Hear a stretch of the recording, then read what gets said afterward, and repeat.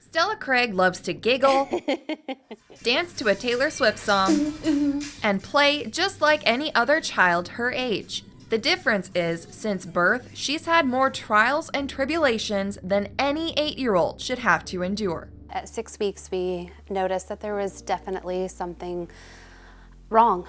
She had an 8.5-minute seizure. That's when we got her genetic diagnosis of SCN8A.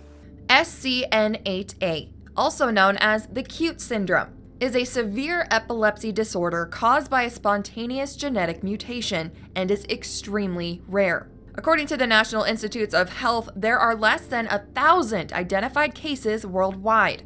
As of right now, there is no cure or approved treatment for the disease itself. You just manage as best as you can with medications. Despite the nickname, this diagnosis is anything but cute. Stella has little movement in her arms and legs, she's nonverbal, and is unable to control her head. So many medications, so many therapies, so many doctor's offices. And oftentimes, it can be life-threatening. She has been airlifted to St. Louis Children's on like 5 occasions, more ambulance rides than I can count. I would assume we're at least up to close to 100 at this point. Because of this, Stella needs round-the-clock care.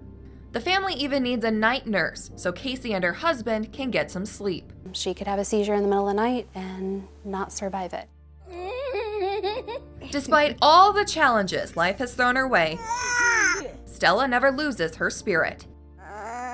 She is the most joyful, the sweetest, and the bravest little girl I've ever known. As you can imagine, the medical bills and other costs to help Stella over the years have not been cheap, to say the least. We do have some things that are, paid for by insurance and gives us a little extra help with medications and therapies, doctor's office, and things like that. There's one thing the Craig family needs desperately that insurance won't cover: a new van that's wheelchair accessible. We took a family vacation 3 years ago, almost 4 years ago, and we had to do 2 vehicles to just house all of Stella's stuff. Stella's stuff is not just your typical clothes and toiletries. Oxygen, suction, nebulizers, BiPAP machines, wheelchairs. Not only is space an issue, Stella's medical needs have to be attended to every few hours, which is nearly impossible to do in their current vehicle. I have to literally hold her 50 pounds, put myself in, lay her down, close the back hatch so then that way she has privacy while we change her,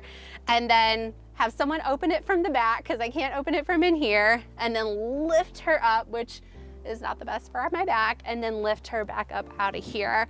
The van they're looking to buy costs $86,000. It's wheelchair accessible and even has a back bench that lays down, allowing the family all the room they need for themselves and the space to take care of Stella safely while on the road together. We don't know how long we're going to have her, and we want to make sure that we can give her those life experiences and not be homebound. In the last 2 years, the Craig family has raised over half the amount needed thanks to donations, community fundraisers, and grants. We wouldn't be here without them.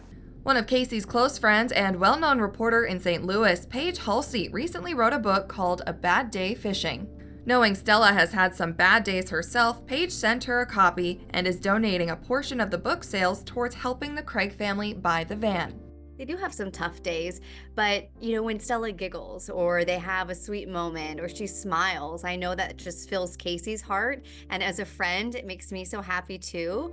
And so I think that this van is going to help them have more moments like that. Casey says she's beyond grateful for Paige and really relates to her story. I kind of see that as my husband and I, when you set on this parent journey, you don't expect all these things to pop up. You just expect to live the life that you see everyone else living.